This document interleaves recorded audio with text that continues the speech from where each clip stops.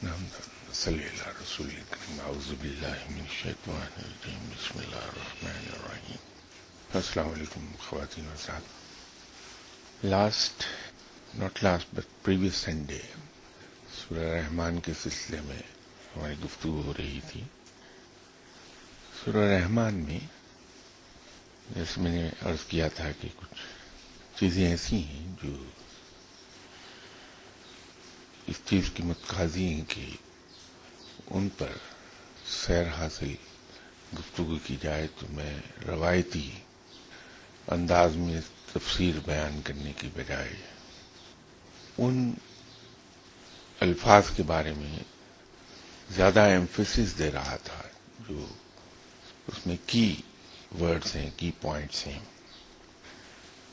اسی ضمن میں لفظ انسان پر بحث ہوئی تھی، اور قرآن پاک کی اس سورہ میں جہاں انسان کو ریفر کیا ہے اللہ تعالیٰ نے، علماء کی اکثریت اس چیز پر متفق ہے کہ شروع کی 3 آیات میں جو انسان کا ذکر بار بار آیا وہاں مراد آپ صلی اللہ علیہ وسلم سے ہے. یہ ہماری ایک نشست میں یہاں بات ہوئی تھی. تو جہاں اللہ تعالیٰ نے انسان کو ریفر کیا تو بہت سے علماء کرام کا خیال یہ ہے کہ یہ انسان سے مراد بنی نوع انسان ہے یا حضرت آدم علیہ السلام ہے. لیکن ان 3 آیات کے اندر جہاں اللہ تعالیٰ نے انسان کو ریفر کیا ہے اس سے مراد آپ صلی اللہ علیہ وسلم کی زیادہ یہ قرین قیاس ہے کہ اس سے مراد آپ صلی اللہ علیہ وسلم ہیں، کیونکہ ایک تو رب نے کہا کہ ہم نے انسان کو قرآن کا علم عطا کیا، اور تیسری آیت میں اللہ تعالیٰ نے کہا کہ ہم نے انسان کو علم البیان عطا کیا. یہ جو قرآن کا علم ہے یہ رب تعالیٰ سے براہ راست تو آپ صلی اللہ علیہ وسلم ہی کو عطا ہوا ہے، کسی انسان کو نہیں. ہم تک قرآن پہنچا ہے آپ صلی اللہ علیہ وسلم کے ذریعے سے، لیکن آپ صلی اللہ علیہ وسلم کو قرآن کا علم براہ راست رب تعالیٰ سے ملا ہے. دوسرا اس میں ریفر کیا اللہ تعالیٰ نے علم البیان کو.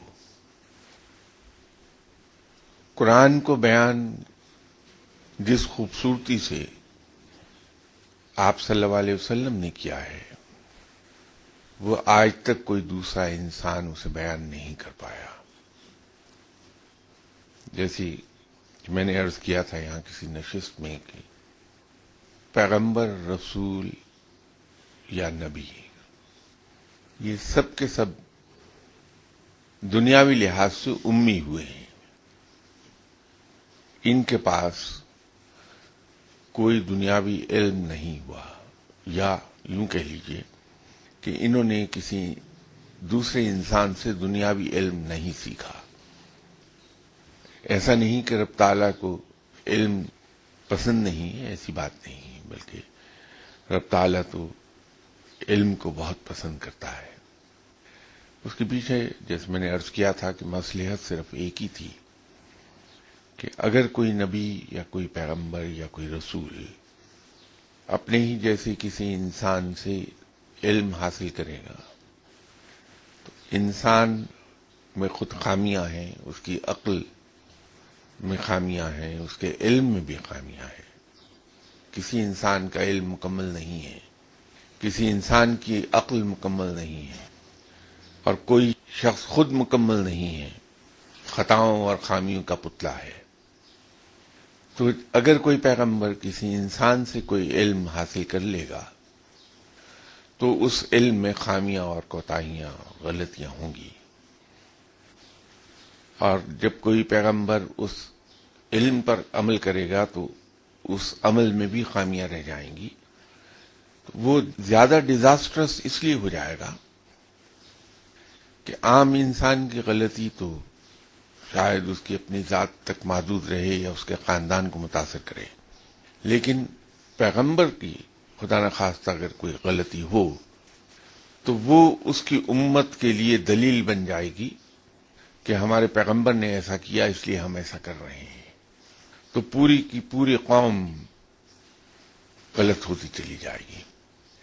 اس لیے رب تعالی نے یہ انتظام کیا کہ اپنے پیغمبروں اور رسولوں کو دنیا کے کسی انسٹیٹیوشن سے علم حاصل نہیں کرنے دیا، بلکہ رب تعالی نے پیغمبروں کو خود علم عطا فرمایا۔ اس لیے کہا یہ جاتا ہے کہ اللہ کا نبی جو کچھ بھی کہتا ہے وہ من جانب اللہ ہے، اس سے سرزد ہونے والا ہر فعل اللہ کے حکم کے تحت ہوتا ہے، اور یوں اس میں خامی یا غلطی نہیں ہوتی، اور اس کی قوم کے لیے دلیل نہیں بنتی وہ خامی۔ خود آپ صلی اللہ علیہ وسلم کے ساتھ 2 مرتبہ یہ واقعہ پیش آیا کہ آپ صلی اللہ علیہ وسلم کے سینے کو کھولا گیا اور اس کو واش کر کے اس میں علم کا نور بھر دیا گیا۔ تو علم البیان جو یہاں ریفر ہوا ہے سورہ رحمان میں، وہ آپ صلی اللہ علیہ وسلم ہی کے لیے کہا گیا ہے، تو انسان سے مراد وہاں آپ صلی اللہ علیہ وسلم ہے۔ اسی طرح ایک بات ڈسکس یہاں کر رہے تھے، اسی سورہ میں لفظ عدل کا آیا ہے کہ ہم نے چیزوں کو عدل پر پیدا کیا۔ اکثر اولیاء کرام اس عدل کو ترازو سے تشبیہ دیتے ہیں کہ ترازو ہے۔ قرآن پاک کی جب کبھی بھی بات ہوئی تو میں ایک عرض کیا کرتا ہوں کہ قرآن پاک کے کچھ معنی تو وہ ہیں جو کتاب میں لکھے ہیں، باقی مخفی معنی ہیں جو کھلتے ہیں اولیاء کرام پر۔ تو وہ جو بات میں کہتا ہوں اس کی دلیل یہ لفظ عدل ہے جو سورہ رحمان میں استعمال ہوا ہے۔ اس کے ظاہری معنی تو بے شک ترازو ہی کے ہیں کہ جب تم کسی کے ساتھ کاروبار کرو تو اسے ترازو میں کمی بیشی نہ کرو، نہ تو کسی کو دیتے وقت کم تولو، نہ کسی سے کچھ لیتے وقت زیادہ تولو۔ یہ ظاہری معنی ہیں، اس کی اس میں شک نہیں۔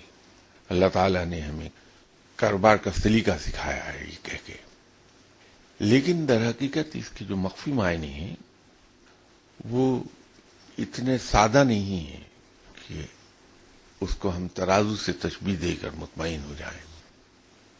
یہاں استعمال ہونے والا لفظ عدل اپنے اندر بہت سے معنی رکھتا ہے۔ ایک تو اس کے معنی یہ ہیں کہ اللہ نے جو اپنی مخلوق اس زمین پر پیدا کی وہ متوازن ہے زمین پر پائے جانے والے ریسورسز کے ساتھ۔ جو کچھ یہاں دنیا میں آیا اس کو زندہ رہنے کے لیے جن وسائل کی ضرورت ہے وہ رب تعالیٰ نے پہلے سے یہاں پیدا کیے ہیں اس کے لیے۔ ان کی تعداد اس طرح سے متوازن کر دی ہے کہ اس زمین پر بسنے والی دوسری چیزیں ان کی کمی یا زیادتی کی وجہ سے افراد و تفرید کا شکار نہ ہونے پائیں۔ آپ کبھی جنگل کی زندگی پہ بیٹھ کے غور کیجیے۔ جنگل میں چھوٹے سے چھوٹے کیڑے سے لے کے شیر اور ہاتھی تک پلتے ہیں۔ اسے اگر ہم ذرا سا غور سے دیکھیں تو پتہ یہ چلے گا کہ ایک جاندار کی موت دوسرے جاندار کی زندگی ہے، اور وہ تعداد کم یا زیادہ نہیں ہوتی۔ جنگل کی آبادی درند پرند وہ وہیں رہتے ہیں، ایک دوسرے کو کھاتے رہتے ہیں، لیکن وسائل میں کمی نہیں ہوتی ہے۔ اور اسی طرح آبادی ایک حد سے آگے بڑھنے نہیں پاتی کہ یا تو کوئی بیماری آ لے گی انہیں اور اس میں بڑی تعداد میں اموات ہو جائیں گی، کوئی سیلاب آ جائے گا، آگ لگ جائے گی، زلزلہ آ جائے گا، اس کے نتیجے میں آبادی کم ہو جائے گی. یہ قدرت کے پاپولیشن کنٹرول میتھڈز ہیں.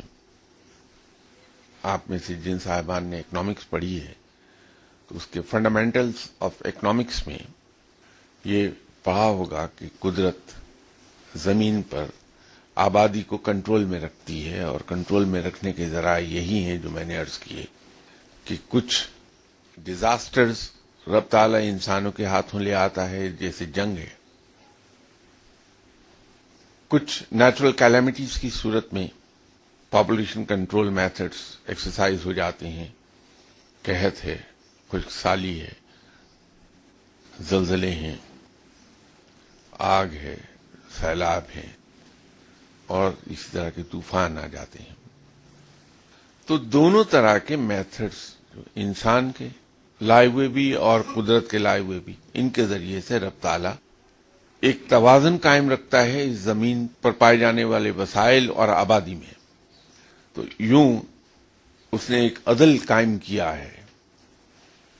وہ تمام جاندار جنہیں رب نے پیدا کیا، ان کے زندہ رہنے کے وسائل، سر چھپانے کے وسائل ساتھ اس نے پیدا کر دیا اور ایک عدل کے ساتھ کر دیے.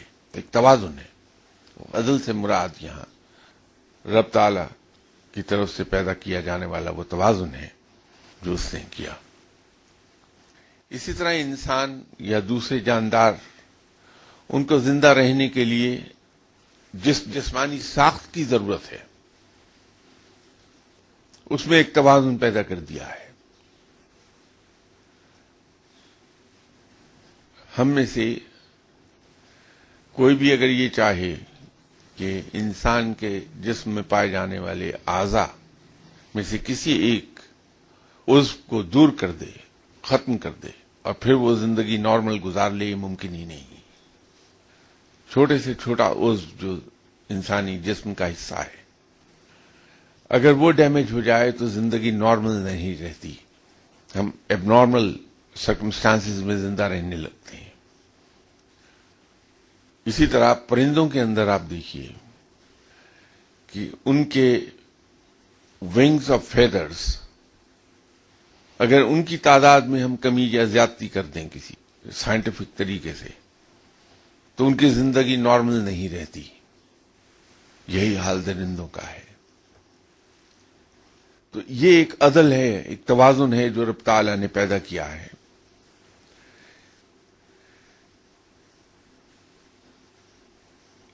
سورہ رحمان میں جو لفظ عدل آیا وہ بمعنی توازن کے ہے، اور ظاہری معنی میں وہ بمعنی ترازو کے ہیں کہ اللہ تعالی نے ہمیں وہ سلیقہ سکھایا. اب یہ جو ترازو جو ظاہری معنی میں ہے، ہم یہ سوچ کے خاموش ہو جاتے ہیں کہ اس سے مراد شاید تولنے کی حد تک ہے. ایسا نہیں ہے. یہ جو ترازو ظاہری معنوں میں بھی استعمال ہوا، اس کے بھی کئی ایک پرت ہیں. ایک پرت ہٹائیے دوسرا نکلتا ہے اس کے نیچے. ہمیں اس ترازو کو صرف لین دین میں استعمال نہیں کرنا ہے، بلکہ جب ہم کسی کے بارے میں کوئی رائے دیتے ہیں تو اس وقت بھی یہ ترازو ایکسرسائز میں آ جانا چاہیے کہ ہماری رائے اتنی نپی تلی ہو کہ وہ ہمارے اپنی رائے سے باعث نہ ہو جائے. اس قدر تول کر رائے دے دی جائے.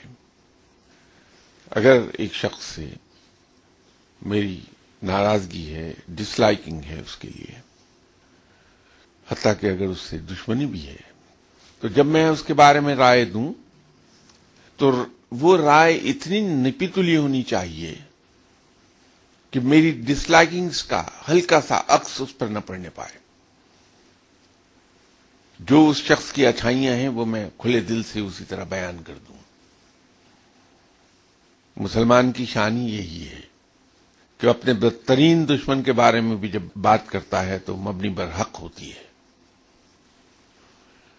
اس کے اندر وہ کمی یا زیادتی نہیں کرتا کہ وہ میرا دشمن ہے، میری بات سے اس کو فائدہ ملے گا. بڑے کھلے دل سے اس کی خوبیوں کا اعتراف کرتا ہے، اور اس کی خامیاں بیان کرتے وقت اتنی ہی وہ کنجوسی سے کام کرتا ہے کہ کم سے کم خامیاں بیان کی جائیں، اور جو خامیاں بیان کی گئی ہیں ان کو بھی کمتر کر کے دکھا دے دوسروں کو، تاکہ اس کے دشمن کی پوزیشن خراب نہ ہونے پائے لوگوں کے سامنے۔ یہ شان ہے مسلمان کی۔ لیکن اگر کوئی شخص یہ کام نہیں بھی کرتا کہ دشمن کی خوبیوں کو اجاگر کر دے اور اس کی خامیوں کو کمتر کر کے بیان کرے، وہ اسی طرح بیان کر دیتا ہے جو خوبیاں اور اچھائیاں اس کے اندر موجود ہیں، جو خامیاں موجود ہیں ان کو، تو بھی وہ توازن پر رہ جائے گا۔ یہ ترازو ان معنوں میں بھی آئے گا، ترازو گواہی کے معنوں میں بھی آ جائے گا۔ جب ہم گواہی دیتے ہیں تو گواہی دیتے وقت اگر میری گواہی کا نقصان میرے اولاد کو ہوتا ہے یا میرے والدین کو ہوتا ہے، میرے بہن بھائیوں کو ہوتا ہے، تو میں اگر مسلمان ہوں تو میں ہچکچاؤں گا نہیں، وہ بات بھی کھلے دل سے کہتا ہوا جس سے میرے انتہائی نیئر اینڈ ڈیئرز کو نقصان ہو رہا ہے۔ اور اگر میری گواہی سے میرے دشمن کو فائدہ پہنچتا ہے تو میں اس خوف سے اس گواہی کو چھپاؤں نہ کہ میری سچی گواہی دینے سے میرے دشمن کو فائدہ ہو جائے گا۔ یہ بھی ترازو پر تلی ہوئی گواہی ہونی چاہیے، ترازو اس میں بھی ہے۔ ہمارے رائٹس کا معاملہ ہے، حقوق کا معاملہ ہے۔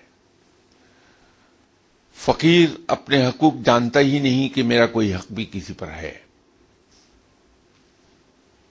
لیکن اسے دوسروں کے حق بہت اچھی طرح یاد ہوتے ہیں۔ اپنے حقوق وہ کلیم نہیں کرتا، کبھی اپنا حق مانگے گا نہیں کسی سے، فورگو کر دے گا، لیکن دوسروں کے حق 100% سے زیادہ ادا کرنے کی کوشش کرے گا۔ لیکن اگر کوئی شخص نہ تو کسی کا حق مارتا ہے اور نہ اپنا حق کہیں چھوڑتا ہے، تو وہ اپنی ڈیلنگز کو ترازو میں تول کر رہا ہے۔ تو یہ ترازو وہاں بھی استعمال ہوگا، ان معنوں میں بھی آئے گا۔ ہم قرآن پاک کو دیکھتے ہیں تو ہم صرف ظاہری معنوں پر چلے جاتے ہیں۔ یہی ایک لفظ ترازو ہم نے جہاں استعمال کیا ہے، قرآن پاک کا ترجمہ کرتے ہوئے ہم نے ناپتول میں استعمال کیا، لیکن یہ ترازو انسان کی پوری زندگی میں کارفرما نظر آنا چاہیے۔ یہی مسلمان کی شان ہے۔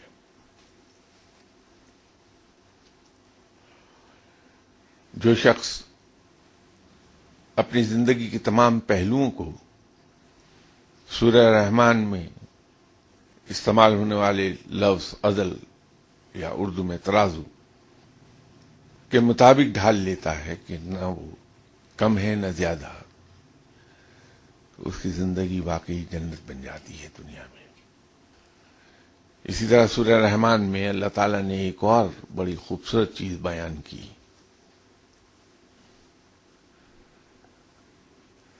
اردو میں اس کو ہم یوں کہیں گے کہ کسی چیز پر پروٹیکٹو شیل چڑھا دیا جائے، تو اللہ نے اس کو بتایا ہے کہ میں نے تو تمہارے کھانے پینے کی چیزوں کو بھی محفوظ کر دیا، ان پر ایسا غلاف چڑھا دیا جس کی وجہ سے نہ تو کیڑے مکوڑے اس کو خراب کر پاتے ہیں، نہ وہ موسمی اثرات سے متاثر ہوتا ہے۔ اس کے اندر جو انسانوں کے لیے شفا رکھی ہے، فائدے رکھے ہیں، وہ قائم و دائم رہتے ہیں۔ اس موضوع پہ اگلی اتوار بات کریں گے۔ کچھ سوال کچھ لوگوں نے یہاں رکھے ہوئے ہیں۔ اللہ تعالی نے تمام کائنات کو پیدا فرمایا اور کائنات کو اپنا تعارف رحمان سے کروایا، کائنات کی تمام چیزوں کو اپنا علم دیا، مگر انسانوں اور جنوں کو اپنا علم دے کر کیوں نہ پیدا فرمایا؟ بات یہ ہے کہ یہ کہنا شاید زیادہ درست نہ ہو کہ اللہ نے انسانوں کو اپنا علم عطا نہیں فرمایا۔ اس کا ایک ثبوت تو سورہ بقر میں ہے، سورہ بقرہ میں، کہ علم الاسماء عطا فرمایا. جیسے کہ کسی نشست میں نے عرض کیا تھا کہ اولیاء کرام کا اتفاق اس بات پر ہے کہ یہ علم الاسماء در حقیقت میں وہ حروف مقطعات کا علم تھا جو قرآن پاک میں 14 حروف کی صورت میں آئے ہیں. اس کے بارے میں اہل علم لوگوں کا اس بات پر مکمل اتفاق ہے کہ یہی 14 الفاظ ہیں جو اس کائنات کے سسٹم کو چلانے میں کوڈ ورڈز کے طور پر کام کرتے ہیں. تو رب تعالی نے اگر کائنات کے نظام کے کوڈ ورڈ انسان کو سکھا دیے تو اس نے تو کائنات کا علم عطا کر دیا انسان کو. وہ حضرت آدم علیہ السلام کو سکھائے گئے تھے جیسے قرآن میں بیان کیا ہے، اور ہم سب اولاد آدم ہیں اور وہ علم جینیٹیکلی ٹرانسفر ہوتا ہے ہم میں. دوسری چیز اس کی یہ ہے کہ اللہ تعالی نے آپ صلی اللہ علیہ وسلم کو اس دنیا میں بھیجا. آپ صلی اللہ علیہ وسلم سے پہلے تشریف لانے والے انبیاء کرام، ان کو جہاں اللہ نے مخاطب کیا ہے اس خطاب سے پتہ چلتا ہے کہ وہ صرف اپنی اپنی قوم کے لیے اتارے گئے تھے. لیکن آپ صلی اللہ علیہ وسلم کو جہاں مخاطب کیا، اللہ تعالی نے رحمت للعالمین ڈکلیئر کیا ہے.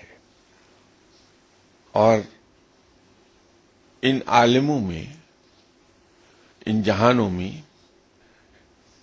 جو مخلوق ہے سمیت جنات کے، آپ صلی اللہ علیہ وسلم ان کے لیے رحمت للعالمین، ان کے لیے رحمت ہیں. اور جو پیغام لے کر آئے ہیں آپ صلی اللہ علیہ وسلم وہ کل کائنات کے لیے ہے. تو جنات بھی اسی کائنات کے باسی ہیں. اللہ تعالی نے اپنا علم آپ صلی اللہ علیہ وسلم کو سکھایا ہے، آپ صلی اللہ علیہ وسلم پر اتارا ہے. اور آپ صلی اللہ علیہ وسلم کا احسان ہم پر یہ ہے کہ اللہ کا وہ پیغام بین ہی اس صورت میں نہ صرف ہم تک پہنچا دیا بلکہ اس کو پریکٹیکل فارم میں اپنی زندگی میں امپلیمنٹ کر کے دکھا دیا کہ یہ پیغام اس طرح سے امپلیمنٹ ہوگا تم لوگوں کی زندگی میں. آپ صلی اللہ علیہ وسلم لائٹ ہاؤس ہیں ہمارے لیے بھی اور جنات کے لیے بھی، اس کائنات میں بسنے والی تمام ذی جان چیزوں کے لیے مثال ہیں. اس کائنات میں بسنے والی تمام ذی جان چیزوں کے لیے بھی. تو وہ علم سب کو اویلیبل ہے، پھر اسے محفوظ کر دیا اللہ تعالی نے قرآن کی صورت میں. اور اس سے بھی ایک بہتر چیز یہ ہو گئی کہ آپ صلی اللہ علیہ وسلم کی حیات طیبہ محفوظ ہے. جب چاہیں اپنے ذہن کے اوراق پلٹ کے یہ دیکھ لیں کہ آپ صلی اللہ علیہ وسلم نے اس ایک پرٹیکولر ایشو پر کیا عمل فرمایا تھا، اس کی نظیر مل جائے گی آپ صلی اللہ علیہ وسلم کی حیات طیبہ میں. تو وہ علم ہی تو ہے. علم کیا ہے؟ معلومات اور علم میں صرف اتنا سا فرق ہے کہ وہ چیز جو ہم سیکھتے ہیں اگر وہ ہمارے رویوں کو بدل نہ سکے، ہماری زندگی کے چلن کو نہ بدلے، تو وہ معلومات ہیں. اور وہ ہر چیز جو ہم سیکھیں اور اس کو اپنی زندگی میں امپلیمنٹ کر لیں اور اس سے ہمارے زندگی کے رویے تبدیل ہو جائیں، وہ علم ہے. تو اسی لیے قرآن اتارا بھی گیا اور اس کے ساتھ آپ صلی اللہ علیہ وسلم کی حیات طیبہ کو ایک پریکٹیکل فارم میں پیش کر دیا. اللہ تعالی نے ہمارے لیے نمونے کے طور پر اسے قائم کر دیا. وہ اسی لیے کہ اگر ہم اس کی پیروی کر لیں گے تو ہمارے زندگی کے بارے میں رویے تبدیل ہو جائیں گے. تو جس چیز سے ہماری زندگی کے رویے تبدیل ہو جائیں وہ علم ہے. تو یہ سمجھنا شاید زیادہ حقیقت کے قریب نہیں ہوگا کہ اللہ تعالیٰ نے انسانوں کو اور جنات کو علم نہیں دیا. اللہ نے نہ صرف علم دیا بلکہ اس کا نمونہ بھی اللہ تعالیٰ نے قائم کر دیا آپ صلی اللہ علیہ وسلم کی حیات طیبہ کی صورت میں.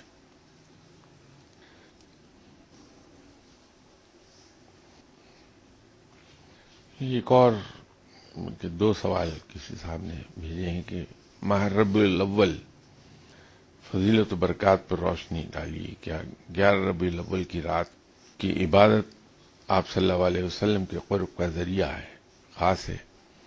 میلاد منانا کیسا ہے؟ کیا اس کی کوئی خاص فضائل و برکات ہیں اور کس طرح منانا چاہیے؟ ربیع الاول کے خصائل، اس کی فضیلت اور اس کی برکات کے بارے میں یہاں کافی سیر حاصل بحث ہوئی ہے. اگر وہ ریکارڈڈ گفتگو نکال سکیں آپ تو اس میں ربیع الاول کے بارے میں گفتگو مل جائے گی، رجب کے بارے میں بھی، شعبان کے بارے میں بھی، رمضان کے بارے میں بھی. بجائے اس کے کہ اس کو میں دوبارہ سے دہراؤں اور جو لوگ یہاں پرانے تشریف لانے والے ہیں ان کا وقت ضائع ہوتا رہے گا، اس گفتگو کو سن لیجئے. اس میں بہت تفصیل سے بیان کیا گیا ہے. میلاد منانے کی جہاں تک بات ہے، یہ بہت سی جگہوں پر سوال اٹھا ہے. بلکہ ایک مرتبہ 12 ربیع الاول پر میں UK ہی میں تھا، تو وہاں ایک مسجد میں مجھے بلوایا گیا تھا 12 ربیع الاول کے روز، اور وہ مسلک کے لحاظ سے ان چیزوں پہ کچھ زیادہ توجہ نہیں دیتے ہیں. میں نے وہاں بھی ان سے یہ ایک بات عرض کی تھی کہ 12 ربیع الاول کا منانا یا نہ منانا یہ انسان کا ایک ذاتی فیصلہ ہے. اگر ایک صاحب کی 7 اولادیں ہیں اور وہ صاحب دنیا سے چلے جاتے ہیں تو ایک بیٹا ان کے دنیا سے چلے جانے کے بعد بھی اپنے والد کی سالگرہ مناتا ہے، یہ کہہ کے کہ میں اپنے والد کی پیدائش کے دن اللہ کا شکر ادا کرنا چاہتا ہوں کہ اللہ تعالیٰ نے اس دن میرے والد کو پیدا کیا جو اتنے اچھے باپ تھے کہ جنہوں نے اپنے خون پسینے کی کمائی سے ہمیں پالا پوسا، ہمیں پروٹیکشن پرووائڈ کی، ہمیں ہر گرم سرد سے بچایا ہے. اور ایک بیٹا یہ کہتا ہے کہ ان کے لیے قرآن پڑھ کر ان کی روح کو ایصال ثواب کر دیا جائے. ایک بیٹا کہتا ہے کہ نہیں، وہ تو دنیا میں آئے تھے چلے گئے، ان کی اب سالگرہ منانے کا کیا فائدہ. تو یہ اپنی تھنکنگ کی بات ہے. اس کے لیے نہ تو کوئی قانونی دلیل لائی جا سکتی ہے نہ کوئی شرعی دلیل. یہ صرف اپنے جذبے کی بات ہے اور احسان مندی کے جذبے کی بات ہے، شکر گزاری کا جذبہ ہے اس میں. تو منانا نہ منانا یہ انسان کا ایک ذاتی فیصلہ ہے، اس کو ذاتی ہی رہنا چاہیے. اگر ہم میں سے کوئی صاحب یہ سمجھتے ہیں کہ آپ صلی اللہ علیہ وسلم نے ایک احسان عظیم ہم پر فرمایا ہے کہ اللہ کا پیغام ہم تک پہنچا دیا، ایسا پیغام جس میں سلامتی ہی سلامتی ہے، اور اس پیغام کو پہنچانے کے سلسلے میں آپ صلی اللہ علیہ وسلم نے بے پناہ مشکلات کا سامنا کیا ہے، تکالیف اٹھائی ہیں، لیکن پیغام ہم تک پہنچا دیا. تو آپ صلی اللہ علیہ وسلم کا یہ فعل ایسا ہے کہ ہمیں دل سے ان کا شکر گزار ہونا چاہیے، ان کا احسان مند ہونا چاہیے.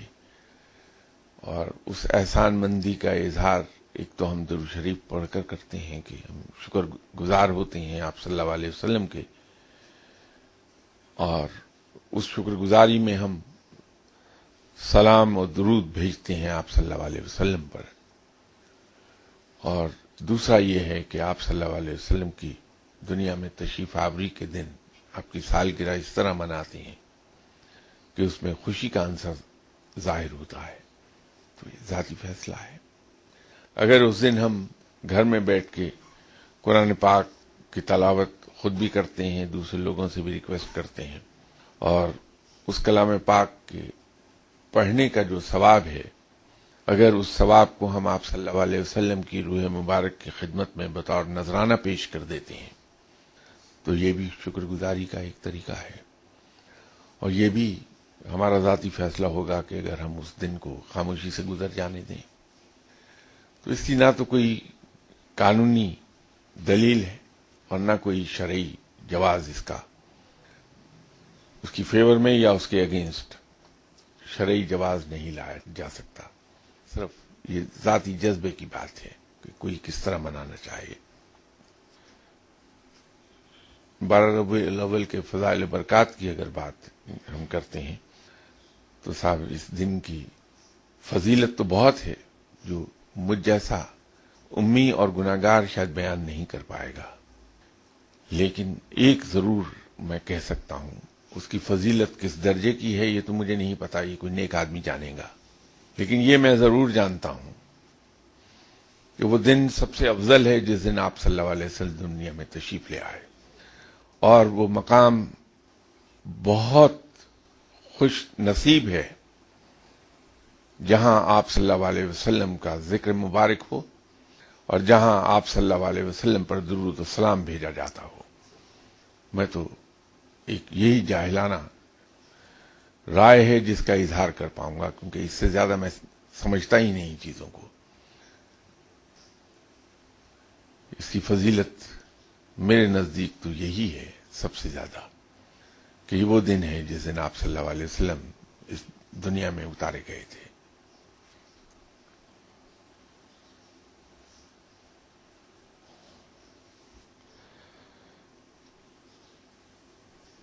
دوسرا سوال انہی صاحب کا ہے کہ اللہ رب العزت نے کون سی سورہ طیبہ کو حروف مقطعات میں بریکٹ کیا ہے؟ کیا ہر کوئی بطور وظیفہ یہ ویسے ہی پڑھ سکتا ہے؟ جیسے میں ابھی عرض کر رہا تھا کہ بہت سے سوال ایسے آ جاتے ہیں جس کا جواب صرف کوئی نیک آدمی ہی دے سکتا ہے یا صاحب علم دے سکتا ہے.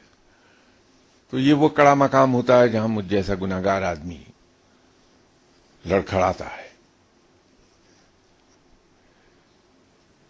اس قسم کی موشگافیاں کہ کس لفظ کو وظیفے کے طور پر پڑھا جائے تو کیا حاصل ہو جائے گا، یہ کسی صاحب علم کا ہی خاصہ ہو سکتا ہے.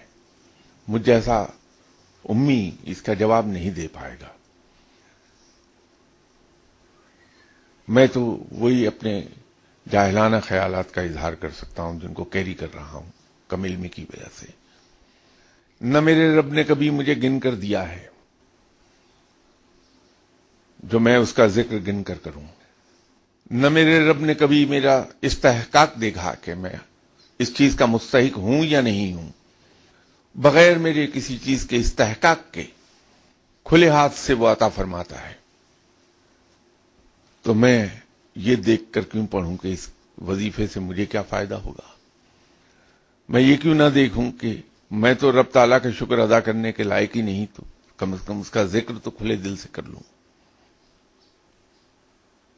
میری جو جاہلانہ عقیدت ہے وہ تو یہ کہتی ہے کہ اللہ کی زبان سے ادا ہوا وہ ہر لفظ قرآن پاک الف لام میم سے شروع ہو کے ناس تک اللہ کا کلام ہے، اسی کا اتارا ہوا کلام ہے. تو اللہ کا ایک ایک لفظ جو اس نے کہا ہے وہ بہت افضل ہے. میں اس کے کسی لفظ کو بھی بار بار اگر دہرانے لگوں تو ہر ایک کی فضیلت ایسی ہی ہے، کیونکہ وہ بھی رب ہی کا اتارا ہوا لفظ ہے. تو حروف مقطعات ہی کیوں؟ رب نے تو کبھی یہ نہیں دیکھا آج تک مجھے عطا کرتے ہوئے کہ میں نے کبھی نماز بھی پڑھی ہے یا نہیں پڑھی. رب نے کبھی یہ نہیں دیکھا مجھے نوازتے ہوئے کہ میں کتنا سرکش ہوں، نہ صرف گناہگار ہوں بلکہ سرکشی کرتا ہوں اس سے، ہر وہ کام کرتا ہوں جس سے اللہ نے منع کیا ہے، اور ہر اس کام سے دور بھاگ جاتا ہوں جس کی تلقین اللہ نے کی ہے۔ تو رب نے تو مجھے عطا کرتے ہوئے، نوازتے ہوئے کبھی یہ نہیں دیکھا، تو پھر میں اس کو یاد کرتے وقت اس قصے میں کیوں پڑھوں کہ اس لفظ کی فضیلت بہت ہے اور اس لفظ کی فضیلت کم ہے؟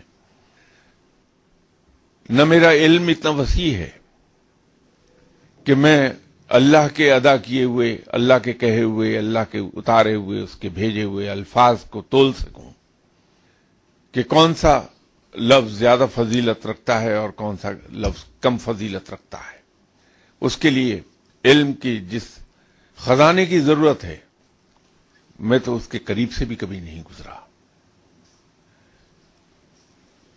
اللہ نے کبھی مجھے دیتے وقت یہ نہیں دیکھا کہ میں نے اس کا سجدہ شکر کبھی ادا کیا بھی ہے یا نہیں، وہ دیتا ہی چلا جاتا ہے اور بے حساب دیتا ہے۔ تو پھر میں اس کو یاد کرتے وقت یہ کیوں دیکھوں کہ یاد کرنے والے الفاظ کیا ہیں کیا نہیں ہیں۔ تو جن صاحب نے بھی سوال پوچھا ہے، میں ان سے یہی گزارش کروں گا کہ اس کا جواب کوئی صاحب علم دے گا، میں تو اسی طرح کے جاہلانہ خیالات کا مالک ہوں، وہ میں نے آپ کی خدمت میں عرض کر دی، اور میری گزارش یہ ہوگی کہ وظائف سے دور رہیے، اللہ کو یاد کیجئے صرف اس لیے کہ وہ اتنا مہربان ہے کہ ہم اس لائق ہی نہیں کہ اس کا شکر ادا کر پائیں، تو کم سے کم اس کو یاد تو کرتے چلے جائیں۔ اگر ہم نے اس کو یاد کرنا ہے، یہ دیکھ کر کے یاد کرنے کے جواب میں ہمیں کیا ملے گا، تو پھر وہ شکر گزاری تو نہیں، وہ تو کاروبار ہے بھائی۔ تو اللہ کے ساتھ شکر گزاری کا رشتہ زیادہ فائدہ مند ہے بنسبت کاروباری رشتے کے۔ اللہ تعالی ہم پر رحم فرمائے کہ کبھی ہم سے وہ کاروباری رشتہ جوڑ لے، ہم ایک قدم نہیں چل پائیں گے، گھاٹے کا سودا ہے، اس سے دور رہیے، اس سے صرف غلامی کا رشتہ جوڑ لیجئے کہ تو آقا اور میں تیرا غلام، میں تو تیری غلامی کرتا رہوں گا، باقی مجھے پالنا تیرا کام ہے، میں نہیں اپنے لیے کچھ کر سکتا، تو مجھے اس طرح پال جس طرح تیری شان ہے۔ اس سے زیادہ ہم اس سے کچھ کہہ نہیں سکتے۔ آپ لوگ نیک ہیں، یقیناً کہہ سکتے ہوں گے، لیکن مجھ کو اپنے گناہ یاد ہیں، میرے سامنے ہیں، مجھ کو معلوم ہے کہ میرے نامہ اعمال پر کالے رنگ کا برش ایک پھرا ہوا ہے، وہاں کہیں سفیدی کا ایک ذرہ کہیں مجھے نظر نہیں آتا اپنے نامہ اعمال میں، وہ اتنا سیاہ ہے، صرف گناہ ہی گناہ ہیں۔ تو میں رب سے کیا کہوں گا سوائے اس کے کہ اس کو یہ کہتا جاؤں کہ یا باری تعالیٰ، بہت برا ہوں لیکن ہوں تیرا غلام ہوں، اور تو میرے ساتھ اپنے شایان شان ہی سلوک کر دے، مجھے معاف کر دے، جو کچھ میں نے کیا تو معاف فرمانے والا ہے، تو رحم کا معاملہ کرتا ہے ہر ایک کے ساتھ، میرے ساتھ بھی تو رحم کا معاملہ فرما دے۔ انشاءاللہ تعالی اگلی اتوار ملاقات ہوتی ہے۔